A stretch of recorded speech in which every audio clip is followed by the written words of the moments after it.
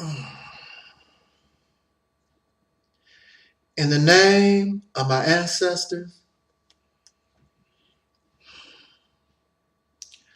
peace forever and always, and welcome to another edition of what I call the Reality's Temple on Earth Internet Ministry. I am the host of this particular program, known here on social media as the mighty,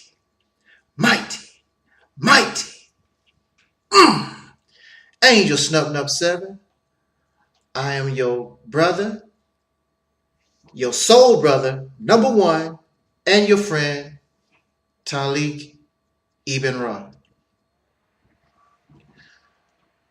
I would first like to say that one of the most things that I dread, one of the most things that would make me upset as a person would to be going to my final resting place, having done nothing as a man to help relieve the strain and the stress and help in bringing solution to a people that I belong to who have suffered in a racist nation going on 500 years. As an adult man, as an adult male who claims that he is a protector and a provider of women and children, but yet have done nothing to stem, to bring to a conclusion, to bring to an end this situation that we find ourselves in, and sit back and do absolutely nothing. I understand that me alone as an individual, I cannot do this by myself. During the 1960s and 70s, there were probably 20 to 30, maybe more black people, so-called black people. I call us the people of soul. The word black comes from out of a racist construct. There is no people, dark-skinned people, melanated people on this planet that call themselves black or African. I prefer to call us the people of soul like we did in the 60s and 70s.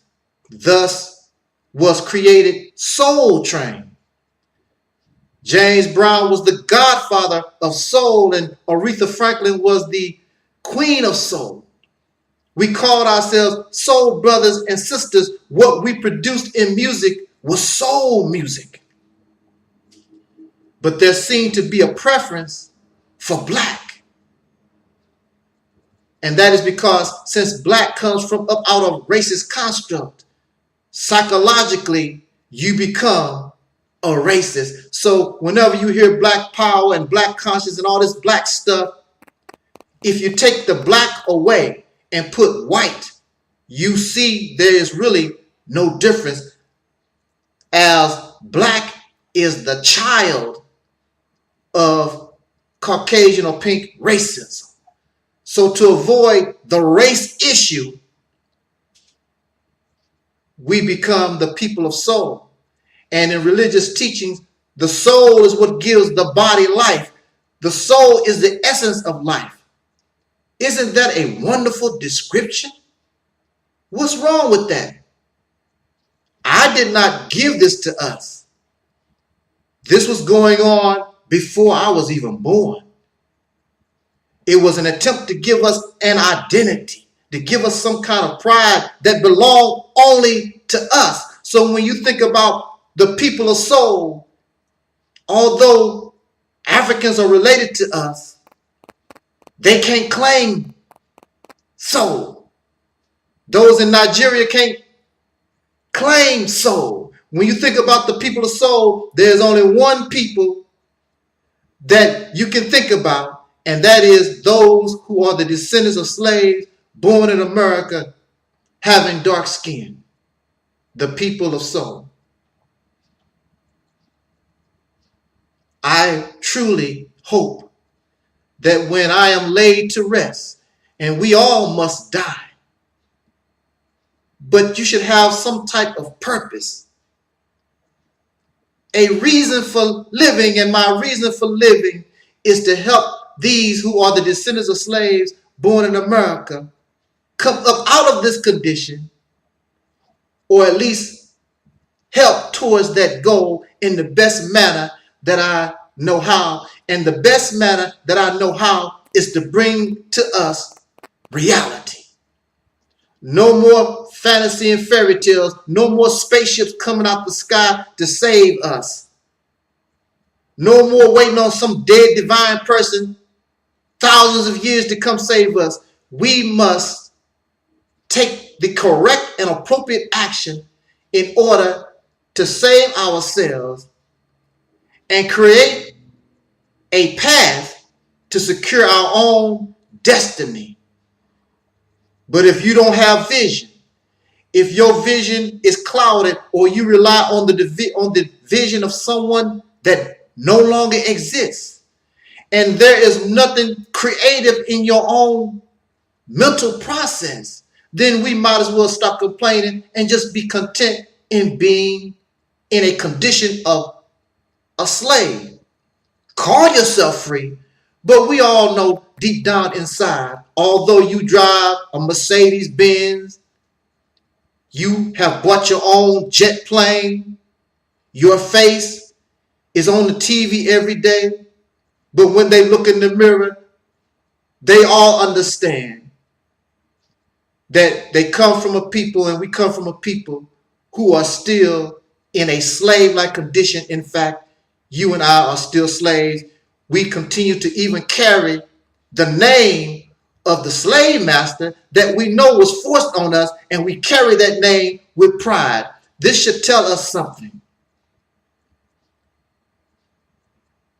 So we all must die. What is your reason for living? And why do you fear death? Death is a part of life. If you have life, you have death. As one is dying, someone is being born. That is the reality of this life.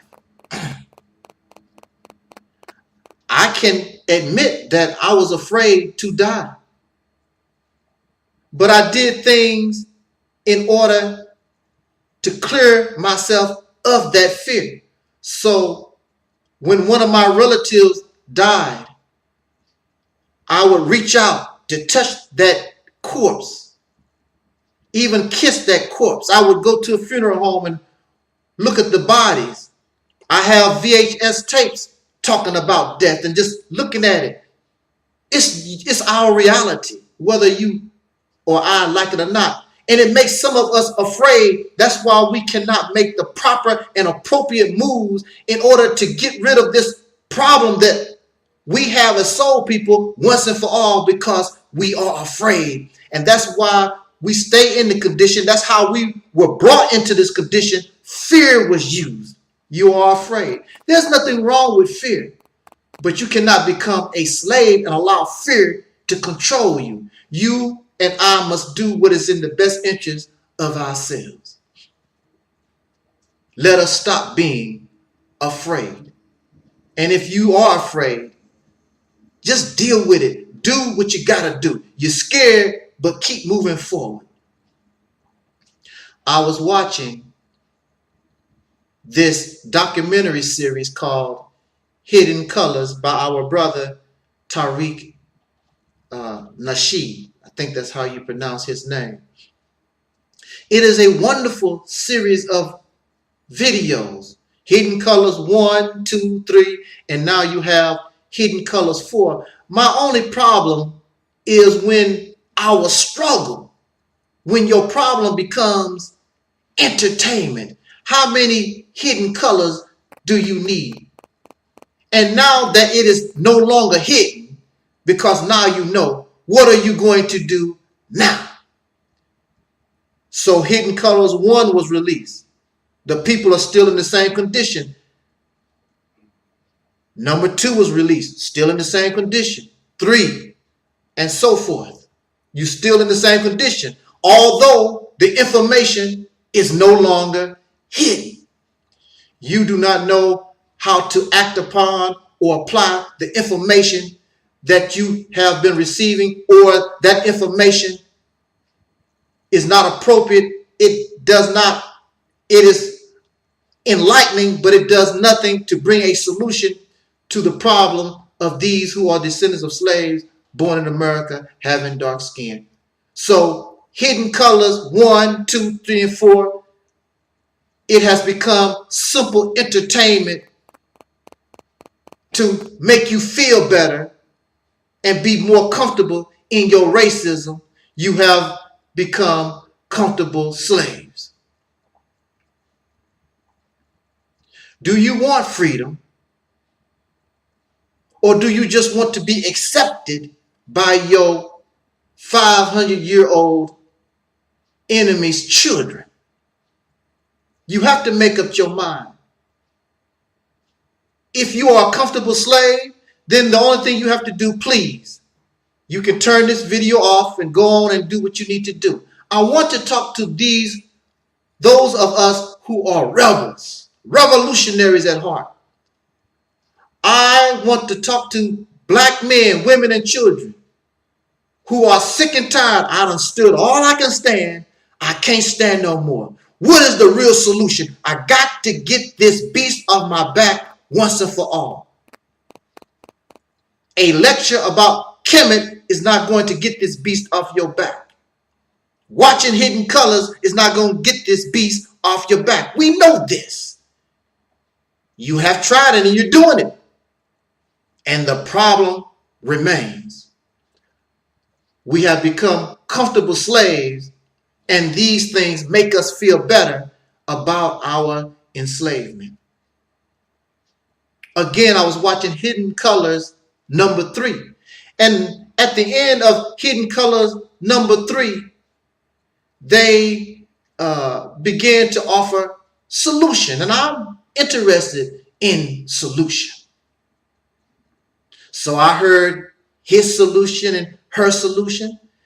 But I'm waiting for this other option. A solution is missing. I heard about education and politics and all these different solutions. But there's an option that nobody wants to talk about, especially black men, because the man is supposed to be on the forefront of the battlefield. We as men supposed to lead the charge. And when we fall, then women pick up the flag. They pick up the gun. They pick up the bat. They pick up the knife. Then they move forward. And then even so, children, the last line of defense. But man is to lead that charge, so you say, so you claim. A solution is missing. What is that solution that is missing? I was watching the news, I don't know when it was, but they say this all the time. And they say that the state of Israel has the right to self-defense. Here you are. You have forced another people off their land, taken it and made it as your own, and you have the right to self-defense. So here are a bunch of criminals who have done this, and they say when they are attacked because of what they have done, they have the right to self-defense. Now, why don't they ever tell us, we who are the descendants of slaves born in America, why they don't never tell us we have the right to self-defense? How come in Hidden Colors 3, out of all the solutions, they did not say anything about us having the right to self-defense? We don't have the right to become a revolutionary. We don't have the right to rebel. During the 1960s, 50s, and 70s,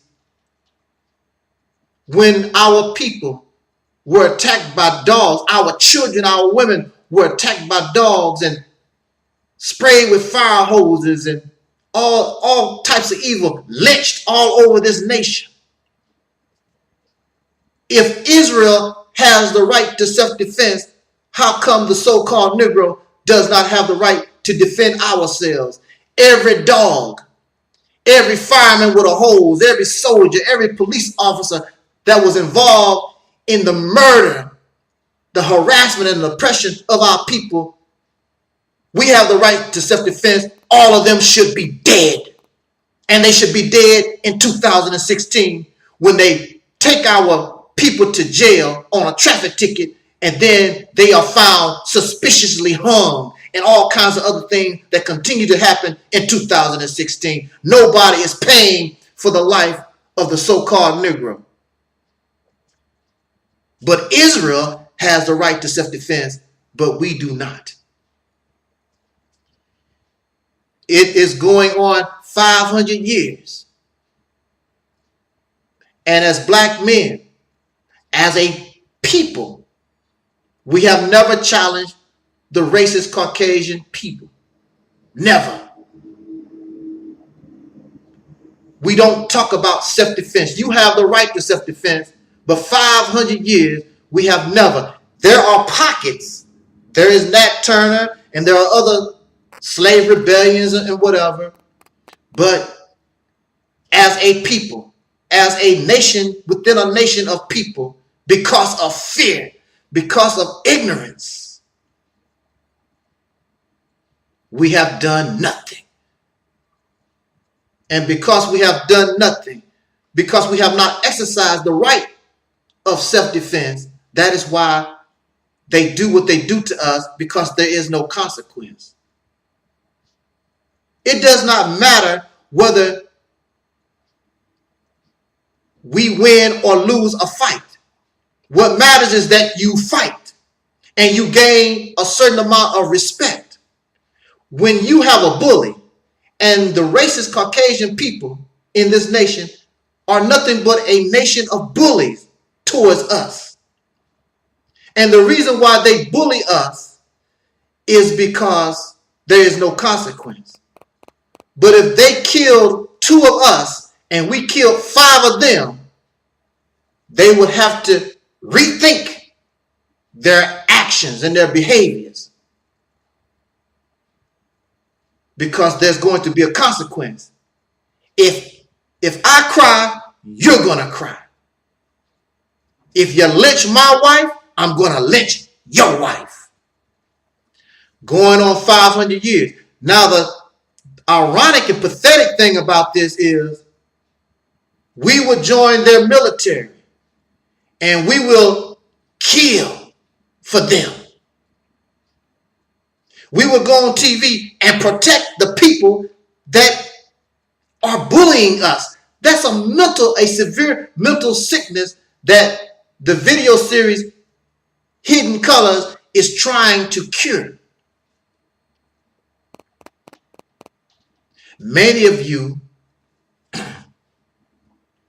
view Dr. Martin Luther King as a coon, as a shine.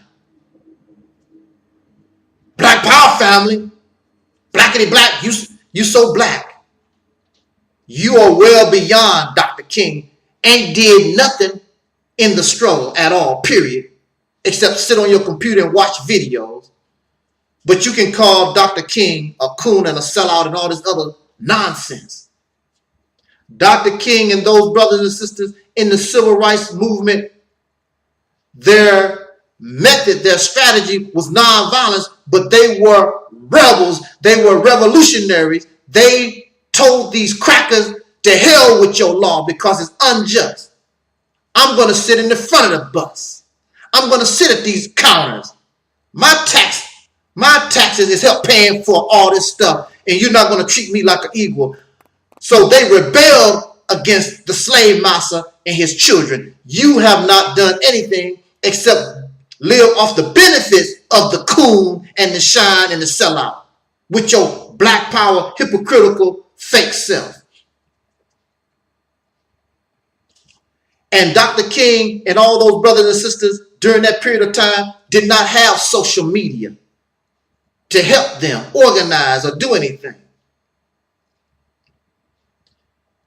And that is why you are allowed to talk all this black conscious bull crap that you talk about, because it is no threat. It does not cause rebellion. Just a bunch of people that want to sit in front of a television, go to work and come home, beat your wife, kick the dog in the backside, and watch TV. I am so happy that LeBron James won a championship for, Cleveland. Black power don't make any sense. That's why you're no threat. And you take black women, your queens and your goddesses, and you put their naked pictures all on social media, in the swimsuits and even the porn. Black power, family.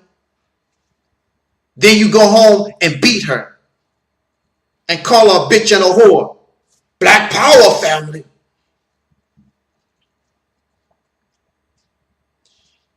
This is why black men sicken my guts. This grinds my gears. It makes black men look so pathetic and pitiful. 500 years. You have a people in 2016, 30 to 70 million soul brothers and sisters in this nation, but only a little handful will attempt to do something, and then the rest benefit from what you do. And then you have the nerve, you haven't done nothing at all, then you want to talk about those who are trying. I am trying. Many other brothers and sisters are trying. Not only trying on a video, but out on the streets, because the first thing that you have to do is bring a message to destroy the slave mentality of the mind. So Hidden Colors helps do that. The teachings help do that, but these teachings, what is offered, must inspire you to become a rebel. They must inspire you to become what is called a black revolutionary. Dr. King was a black revolutionary. Malcolm X was a black revolutionary. Huey Newton and the Black Panther Party, they were revolutionaries. And they had to take some type of action, whether it was good or bad. All thing they know is they had an oppressor. We need to stop this once and for all. And they did the best that they could do. And we should have learned from them, but we have not learned from them, nor have you progressed further than what they brought us. What are you waiting on? A bunch of comfortable slaves. Don't you talk about Dr. King. You haven't done nothing. You are afraid. Only thing you want to do is go to work for the cracker. Go home and get a beer and get in somebody's panties. Again, I refer to Hidden Colors 3. It was said in Hidden Colors 3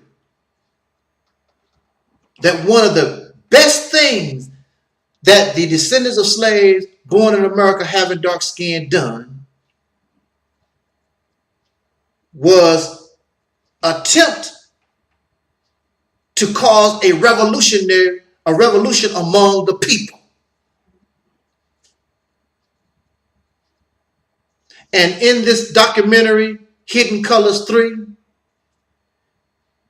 they say that the government of America don't never want to go through this again. You was on the right track. Rebellion Revolution is the answer to your and my problem in this country. Separation, not segregation, separation from these demons. So there has always been an effort, even then and even so now. The racist Caucasian people, the wicked ones in government, they make sure that they use their media to keep you docile. The preachers and the pastors, all these religions, even Islam, just keep the people docile. You talk big but won't do nothing, won't burst a grape. And they make sure that you have plenty of weed to smoke, and drugs and alcohol.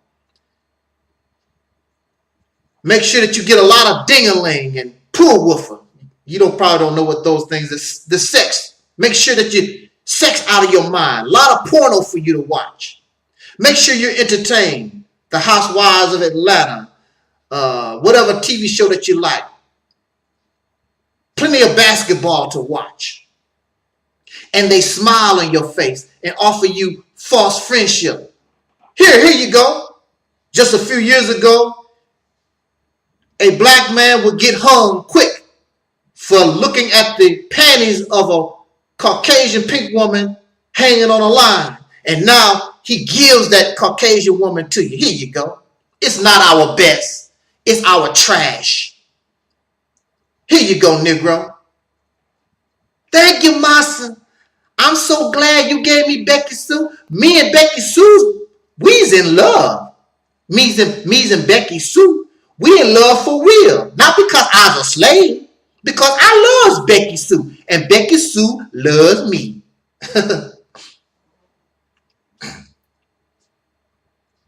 Another man will not respect you until you fight back, until you earn his respect.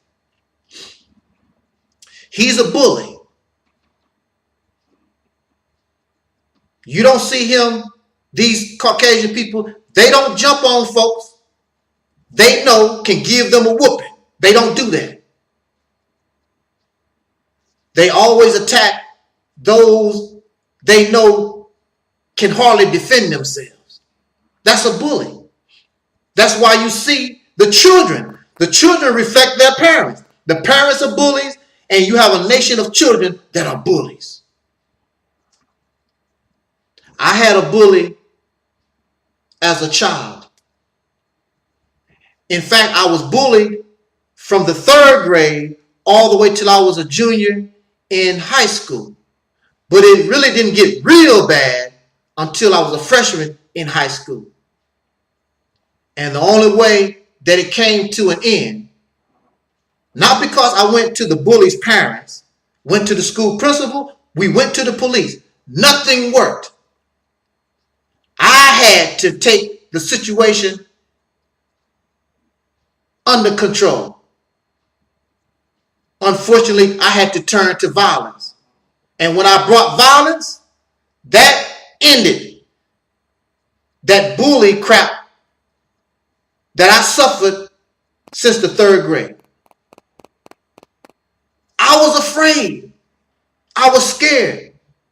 And I told that bully, you can beat me up, but you're going to have to beat me up every day. You can beat me up, but Mr. Bully, you're going to have to sit on the toilet. And when you sit on the toilet, somebody might come in that stall with a knife and get that stabbing you. Mr. Bully, you're going to turn your back. And when you turn your back, there's a baseball bat and a concrete block. We're going to fight every day until you leave me the hell alone. This is the attitude that you got to have. Because if you don't, no matter what you do, no matter what you get, then the bully will come take my lunch money. Then the bully will take my school supplies. The bully will continue to do all these different things until I show the bully Not here. Not here.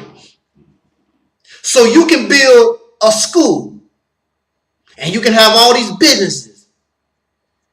And the only thing all this stuff does is make you comfortable in your racism, because your bully continues to do what they're going to do. They're going to continue to discriminate, continue to put you up in jail, and they know that you're innocent. And all the different evils that they do to us every day, that's going to continue, and you got a business. Do you remember Black Wall Street? All that work, beautiful success, and within a few minutes, it was gone. And there was no consequence to those who bombed and killed and murdered, probably even raped. There was no consequence to them. So the same thing continues today. You want to build this and do that and be independent. So at any time your bully can come and take it from you, because he knows you're not gonna do nothing. Little y'all punkified sissies, you're not gonna do nothing. What's the sense of building something and you can't protect it? There was a scene in this movie called The Great Debaters with Denzel Washington and Forrest Whitaker. And Forrest Whitaker was a father, and he had children and a wife. He was a professor, I believe, at a school or something to that effect. I forgot what his occupation was. Anyway, he's driving down the road and mess around and hit this pig, hit this hog. And this Caucasian man and his friend come out of nowhere with their shotgun. Hey there, boy. You killed my hog. I'm so sorry, sir. I didn't see the pig. I'll be happy to pay for it. Yeah? What? And they gave these racists his whole paycheck that the pig was not worth. And the son, see, you don't understand, black man, soul brothers, you don't understand the effect our cowardice is having on your women and your children, and you wonder why the black woman complains, and you wonder why she don't respect you, because you don't and have not earned respect. She watching you all scary.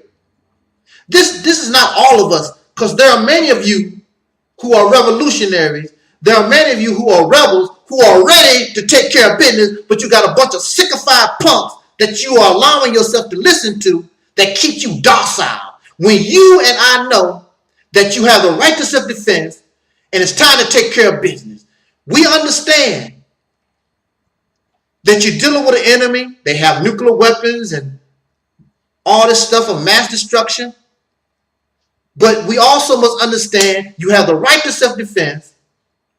You have people like in Palestine, they taking ordinary rocks and throwing the rocks at a tank. You know that rock can't do nothing with that tank, but this shows you their desire.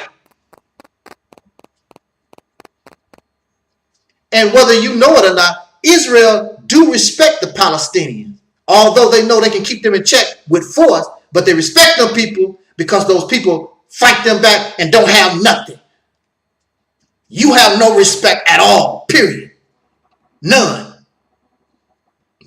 Nobody respects you in America. Nobody respects you around the world. So when you see people in Palestine throwing rocks at a tank, you see people all over the world, they show their support and their sympathy towards these people in this struggle. And the same thing could happen to us, but we're a bunch of punkified sissies waiting on spaceships and aliens and whatever to come and save us. So the son is looking at his father, Forrest Whitaker. Wow, you know. Not only did Forrest Whitaker give these racist demons his whole paycheck. Then the crackers turned around and asked him, well, told him, you're going to help us put the pig in the truck. So he reached down, put his hands on the pig and helped them move the dead pig out of the road. How humiliating. How odd. See, you have no honor. You keep talking all this man stuff, but you're not a man. And they know this. But later on, the son, I don't know how the conversation, how it happened, but the son had a conversation with Denzel Washington. Denzel Washington was a rebel, trying to organize the farmers and things to try to get a union together or whatever. And at that particular time, the government and so many people was against people organizing labor. And so he talked to Denzel Washington and came home late. And the father, who just gave his whole paycheck to a pig farmer, old dirty, racist pig farmer, hey son, why you late? Daddy, I don't want to talk about it. Was you out with that girl? No, Daddy. Well, what you was doing? So he's going to try to make here's a father that was just punked out by a pig farmer. Now you want to make demands on your son. And the argument got to the point where the son said, you didn't do all that and say all that with that pig farmer. Then the father slapped the son. See, this is how it is when we are dealing with people and individuals that suffer abuse. Study what abuse is, and you will see the same thing in a people, because the so-called Negro, these of whom I call the descendants of slaves born in America, we have been in an abusive relationship going on 500 years. And when a person is abused, I want you to listen to me now. When a person is abused, they create a world of their own where there is no abuser. They create a fantasy world. Some of them have these invisible friends.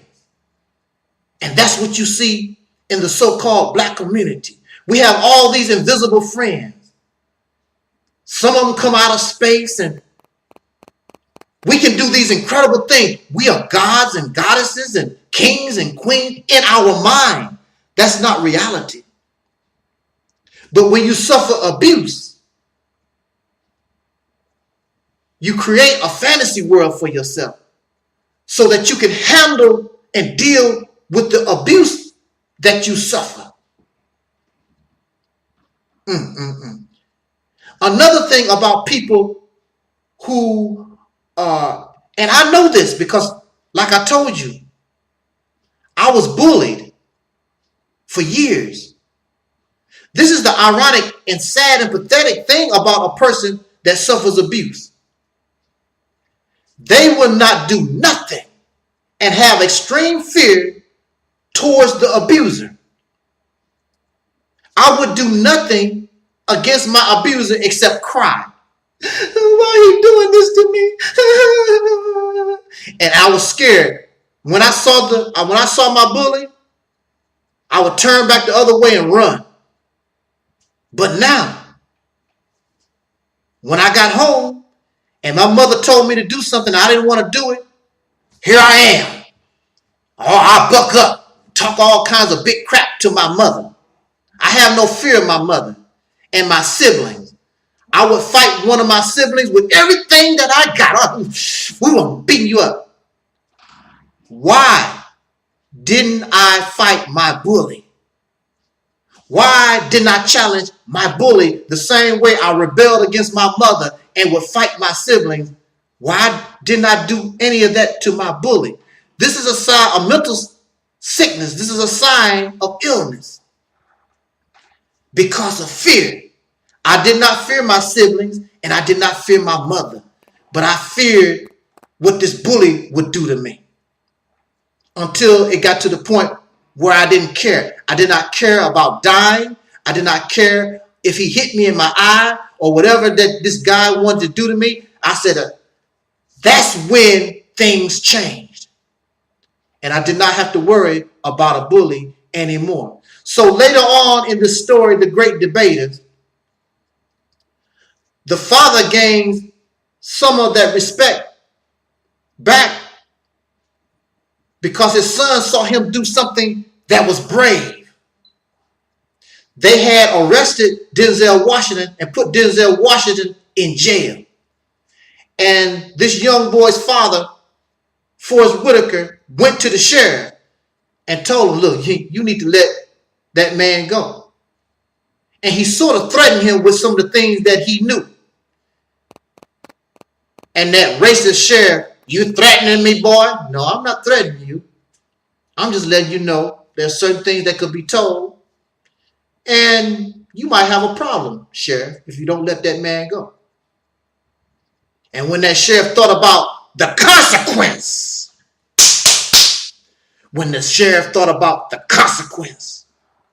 there is no consequence for killing black people in America.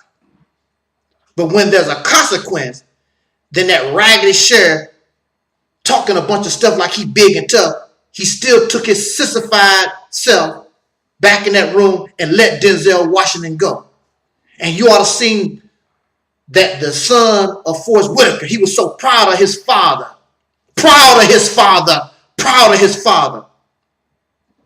And that pig farmer was there because that pig farmer was part of that movement to unionize the people there. And then that son went to that pig farmer and told that pig farmer, you owe my daddy some money. See, that's what it's all about. It is fear that's keeping us in a slave-like condition. It's fear that's keeping you from going beyond this nation and building your own nation. Somebody give you some land. It's nothing but jungle. You have to be brave enough to go out there and domesticate that land and make it work for you. Y'all want to go and y'all want a nation where you have the internet, running water, and all the things that make you comfortable. You will never be a nation of people. You comfortable Negroes. You are afraid of these races. I don't care how big and bad they are. Everybody, everything has a weak spot. Here you are, you live in this nation. You know you are outgunned. So your strategy has to be a bit different. There will be times where you don't have no choice. You have to go for the gun. But there are many things that you can do. And the Black Panther Party was an example for the things that we could do in rebellion, in revolution. They went to the law books. Not only do you have to have soldiers on the ground, but we should also have soldiers in the law books. Make these crackers change their laws. Make them go to court. Clog the legal system up. Sue these crackers for everything. It is not too late to take these bastards to the United Nations like Malcolm X wanted to do. It's not too late. Whatever you can do, this is what Malcolm X meant by any means necessary. Bite, scratch, kick, whatever you have to do. Don't be afraid. One of our number one problems is that we don't view ourselves as a people. We don't view ourselves as brothers and sisters. And we have never done that since we were freed all those hundreds of years ago.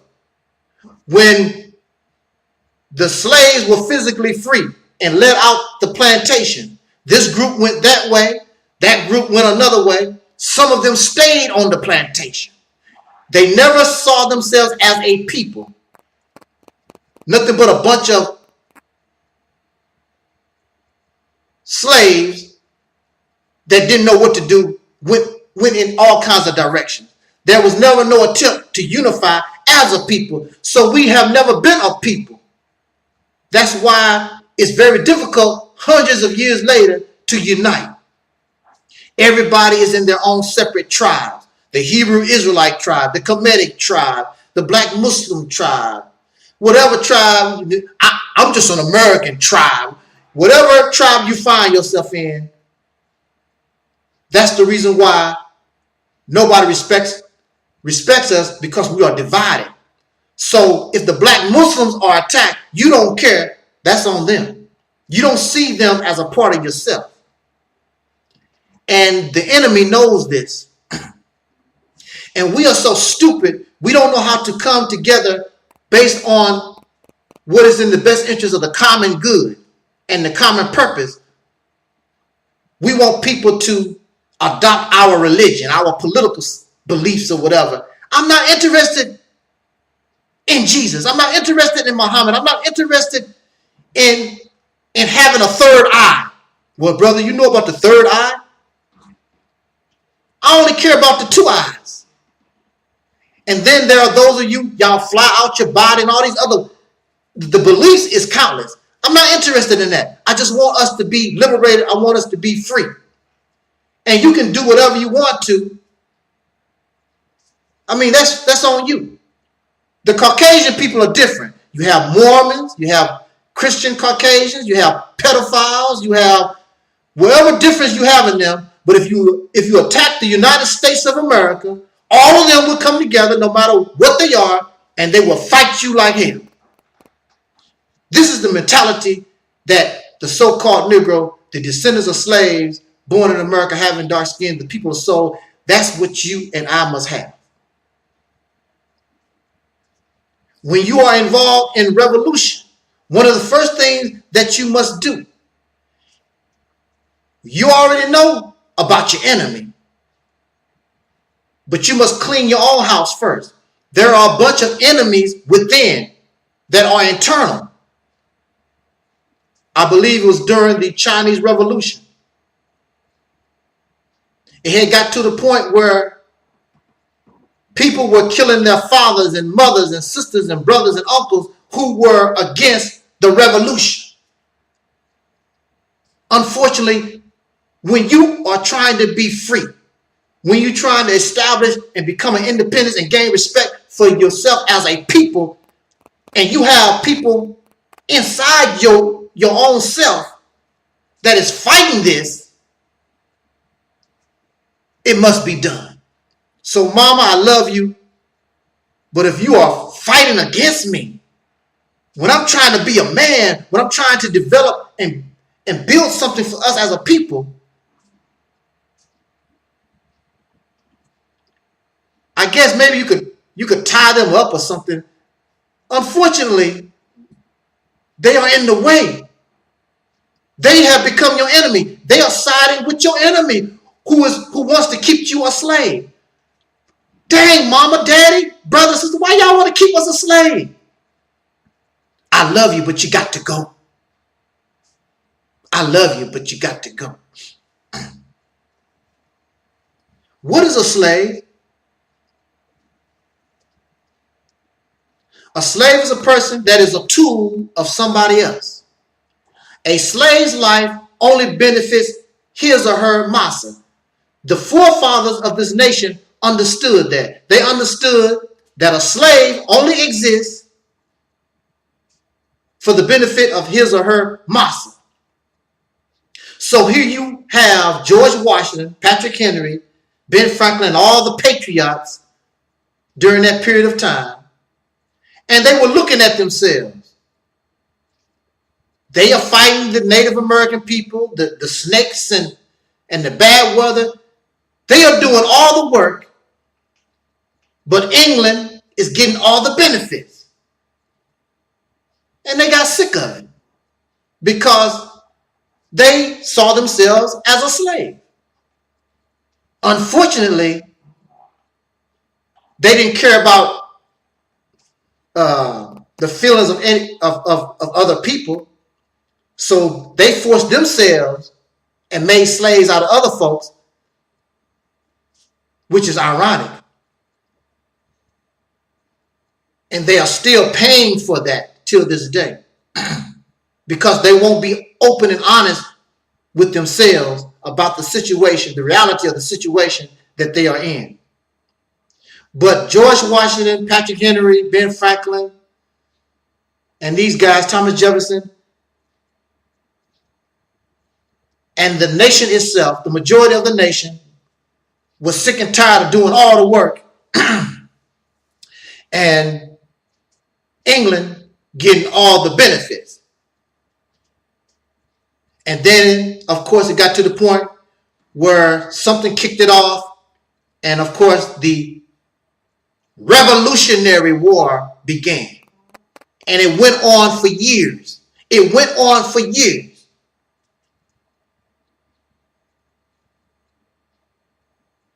Start the revolution, it would go on for years. But if you do it right, be persistent, be sincere, express tenacity, and brothers and sisters, we will win. Because the enemy is a bully and they don't want to suffer the consequence for their actions. So George Washington. So the modern day racists, they know about hidden colors. In fact, I saw a news story, and the Caucasian people, they were talking about hidden colors. So they are helping Tariq Nasheed promote hidden colors. And the reason why they are going to help Tariq Nasheed promote hidden colors is because hidden colors is not a threat. It's educational. It's entertainment. That's why the enemy will help you promote hidden colors. And they know that there was a Hidden Colors 1, a Hidden Colors 2. It did not do anything to inspire rebellion or revolution. It's not a threat. You have brothers and sisters that keep you docile, that keep you a comfortable slave, that keep telling you these fairy tale stories about you a god and a goddess, but you have no power. You a king and a queen, no country or nation to rule. You the original man supposed to be the best, and you are at the welfare office getting food stamps. And you've been in this condition going on 500 years, but you are melanated, and that makes you special. But yet and still, your special ass, well, you special. You are mentally retarded. You belong in special ed. That's the only special that's about us. And you are especially afraid. You are especially in fear. If you're not talking rebellion, if you're not talking revolution, and the only thing that you're doing is keeping the descendants of slaves born in America comfortable in racism, you really need to shut the hell up. There's no place for you. However, now, if you want to be a good slave, and there are some of us who will admit, I don't care, man. Well, I'm just living my life. If you call me a good slave, well, I just be a good slave. Okay, if you could admit and confess that, what can I say to you? You're a comfortable slave. You have accepted that. Cool. There's nothing I can tell you. But there are so many of you who claim black revolution, power, and all this, the white man is the devil, bang on that beast, and all this other stuff that y'all be hollering about. But you're not going to burst the grape. The only thing you're going to do is go to the next lecture.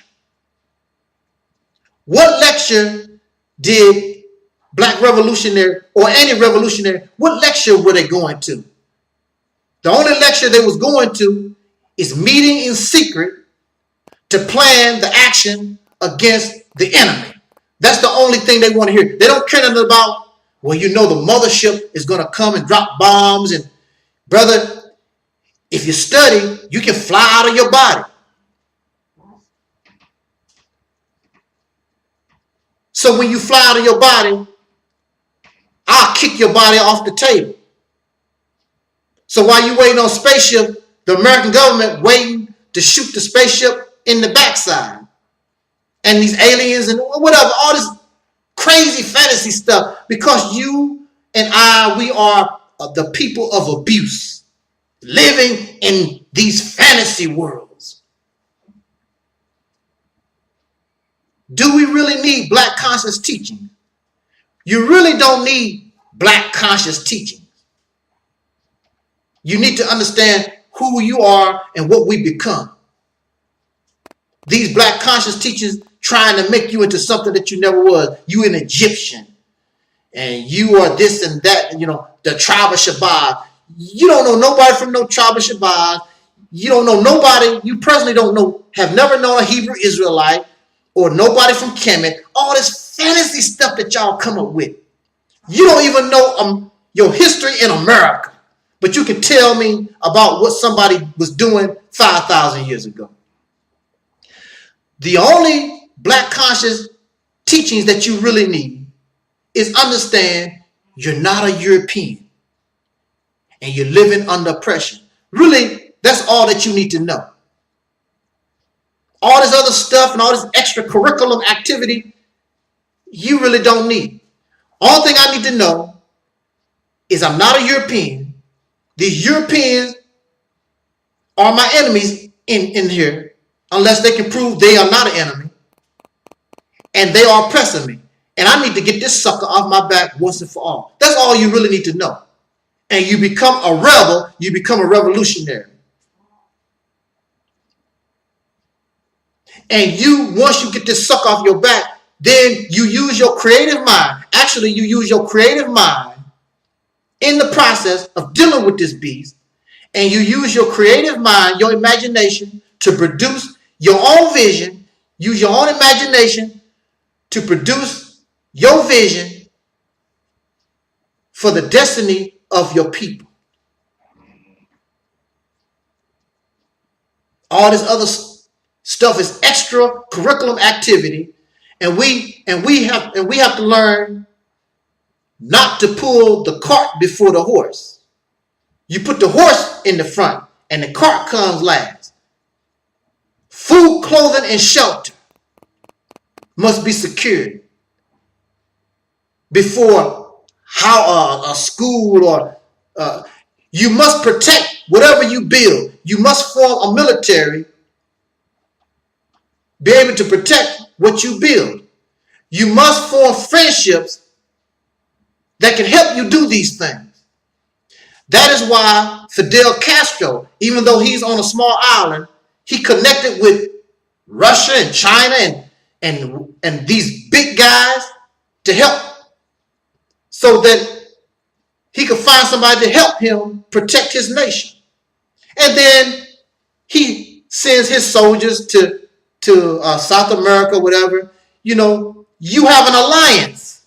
You help. I'm a little guy, but I do whatever I can. If you give me a little protection, give me a little help, big fella.